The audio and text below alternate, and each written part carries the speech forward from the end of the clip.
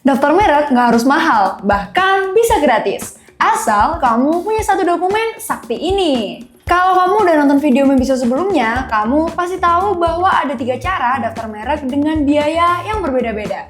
Kabar baiknya, untuk pelaku UMKM, pemerintah memberikan fasilitas khusus agar bisa daftar merek dengan biaya yang jauh lebih terjangkau, bahkan gratis. Tapi ada satu syarat penting yang wajib kamu punya, yaitu surat keterangan UMKM. Makanya, di video kali ini, Membiso akan tunjukin 3 langkah mudah untuk mendapatkan surat tersebut. Pertama, kita bahas dulu apa sebenarnya surat keterangan UMKM itu.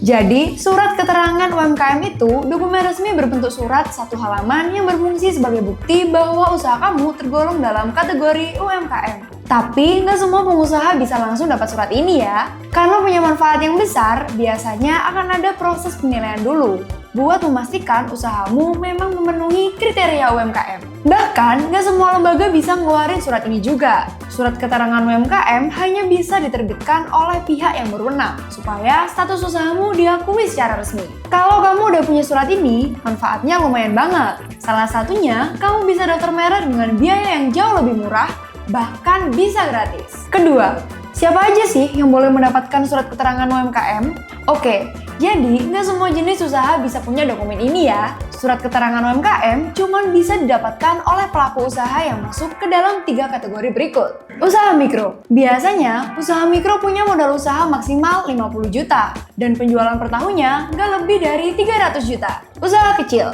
Berikutnya ada usaha kecil. Ini skalanya lebih mikro, yaitu dengan modal usaha maksimal 500 juta. Omset per tahunnya juga lebih besar, yaitu maksimal 2,5 miliar. Usaha menengah. Terakhir, ada usaha menengah. Untuk kategori ini, batas modal usaha maksimal 10 miliar dan penjualan per tahunnya maksimal 50 miliar. Jadi, kalau bisnismu masih masuk dalam salah satu dari 3 kategori ini, artinya kamu berhak untuk mengajukan dan mendapatkan surat keterangan UMKM. Ketiga, di mana sih tempat pengurusan surat keterangan UMKM ini? Ini yang paling banyak ditanya. Seperti penjelasan sebelumnya, kalau nggak semua lembaga atau instansi bisa ngeluarin surat keterangan UMKM. Apalagi kalau tujuannya untuk mengajukan keringanan biaya pendaftaran merek. Dalam format khusus yang disediakan oleh DJKI, bagian kop suratnya harus mencantumkan nama kementerian atau dinas yang berwenang mengeluarkan dokumen rekomendasi tersebut. Lalu, siapa aja sih yang berwenang? Kamu bisa mengurusnya langsung ke Kementerian Koperasi dan UKM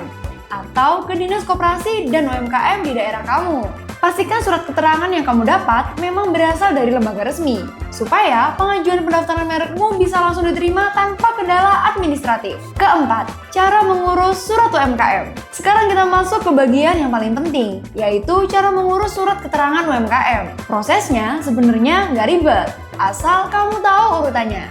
Yuk, kita bahas satu persatu.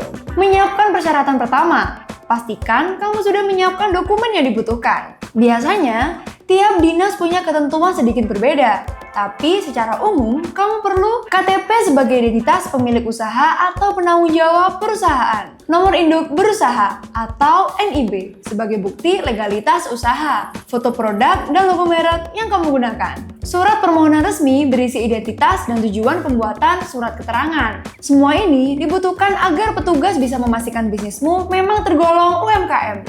Datang ke dinas terkait. Setelah dokumen siap, kamu bisa langsung mengajukan permohonan ke Dinas Koperasi dan UMKM di domisili usahamu.